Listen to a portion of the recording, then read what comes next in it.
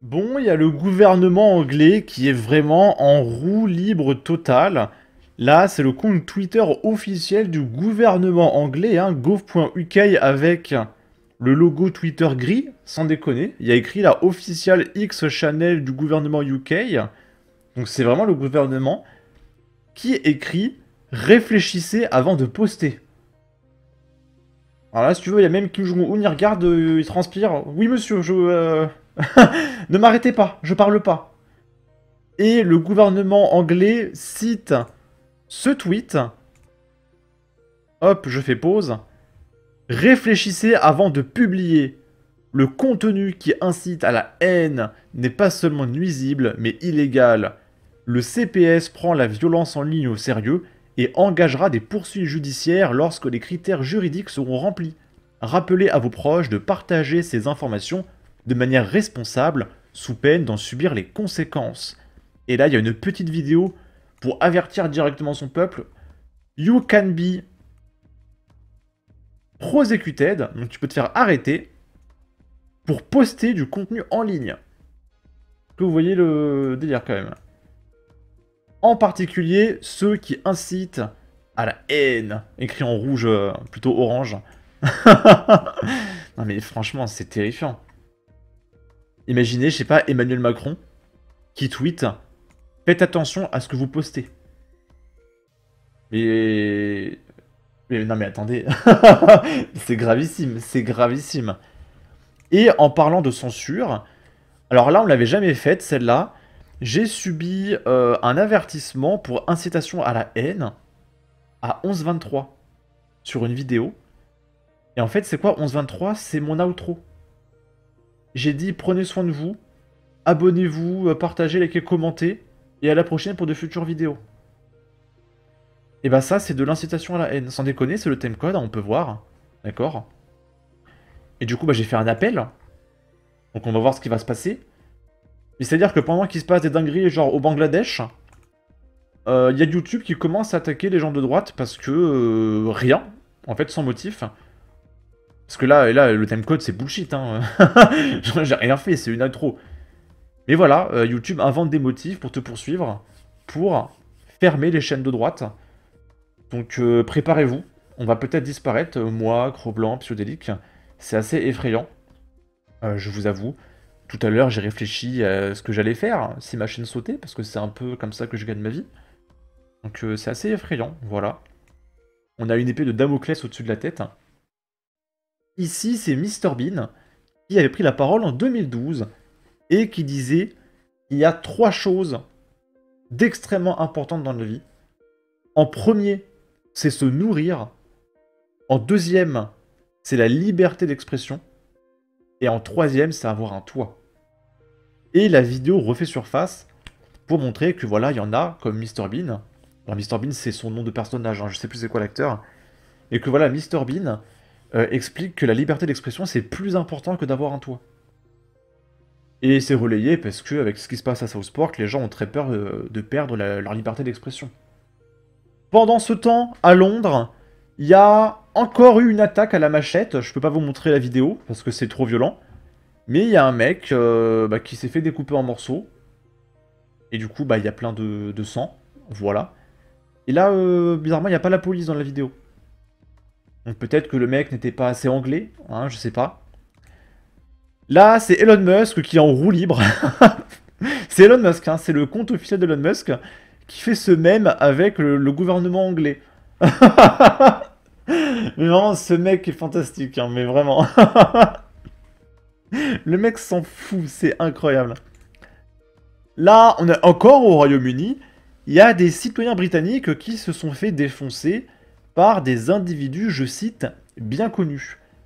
Et donc là, pareil, encore une fois, je peux pas vous montrer la vidéo, mais il y a cet Anglais qui repousse le mec avec sa main, sauf que le mec va s'emporter et puis il va exploser le mec en question. Voilà. Il y a plein de vidéos comme ça en Angleterre, hein. Les Anglais se font juste massacrer, en fait. Ici, c'est un musulman qui avertit ses frères parce qu'il se passe quelque chose de très inquiétant. C'est que les femmes musulmanes vont de plus en plus vers des Européens. Parce qu'elles ont envie de liberté. Et c'est très problématique. Hein. Et il faudrait les rappeler à Allah. Voilà. Il va nous l'expliquer. Mes frères convertis, je vous avertis d'un truc. Énormément de maghrébines cherchent à travers les convertis de la douceur et du laxisme qu'elles retrouvaient et qu'elles craignent chez les maghrébins. Méfiez-vous les frères. Parce que tu as beaucoup de maghrébines, quand elles cherchent à se marier, elles vont vers des origines qui seront peut-être moins dures envers... Et donc le mec prévient ses frères que les maghrébines, elles en ont marre qu'on soit dur avec elles. Et c'est très problématique pour les frères. Et il comprend pas qu'il y a un problème en fait. Du coup, pour essayer de faire...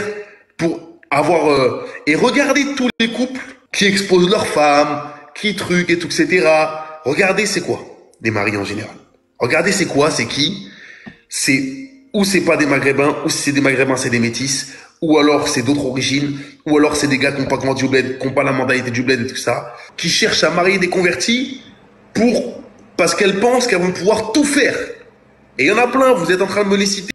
Donc là, c'est ce mec qui le dit, c'est lui qui le dit, hein, que y a que des Européens qui laissent de la liberté aux maghrébines.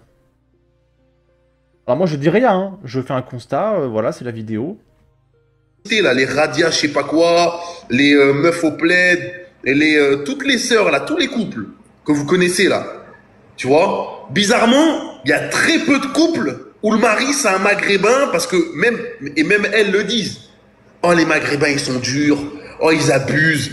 Et même certaines femmes de d'autres communautés elles te disent oh je plains les maghrébines, on peut pas souffler avec vos frères et tout etc. Bah peut-être qu'il faut être moins dur alors. Peut-être que c'est là le problème. Non, non, parce qu'on a cette réputation. Donc méfiez-vous mes frères convertis. Certaines maghrébines, elles vont chercher en vous un passe-droit, le fameux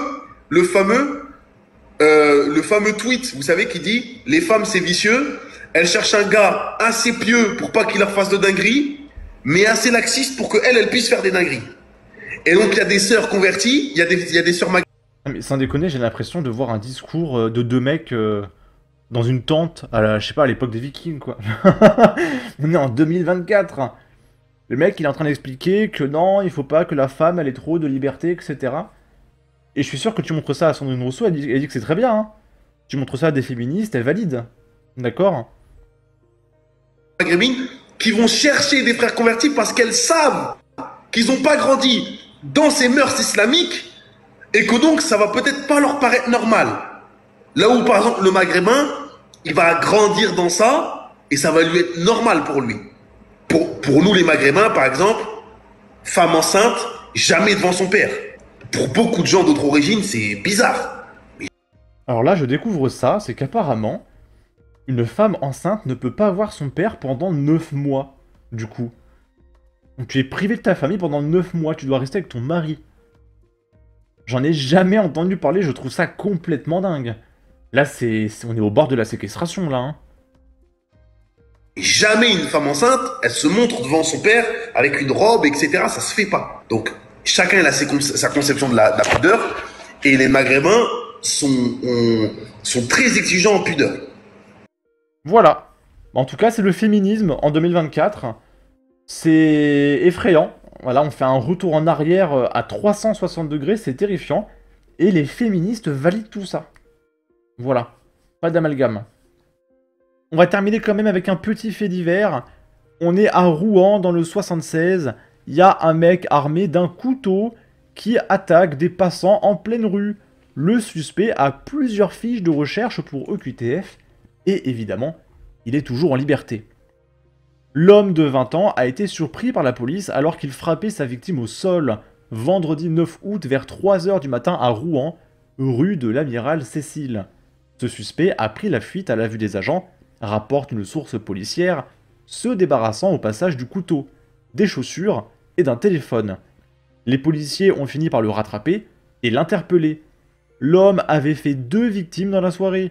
Un jeune homme de 19 ans à qui il a dérobé un téléphone et une paire de baskets.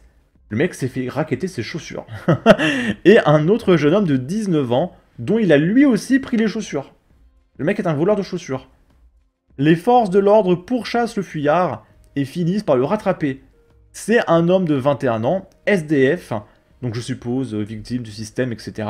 Faut payer plus d'impôts, plus de CAF pour l'aider, le pauvre. Et avec plusieurs fiches de recherche pour obligation de quitter le territoire français, poursuit notre source. Que le mec il a interdit plein de fois. Ouais, c'est la justice française. En tout cas, n'hésitez pas à donner votre avis, votre opinion, à partager, liker, commenter, ça aidera au référencement de la vidéo sur YouTube. Abonnez-vous, suivez-moi sur Twitter, prenez soin de vous, salut! Et j'espère que pour avoir dit ça, je vais pas avoir un autre avertissement.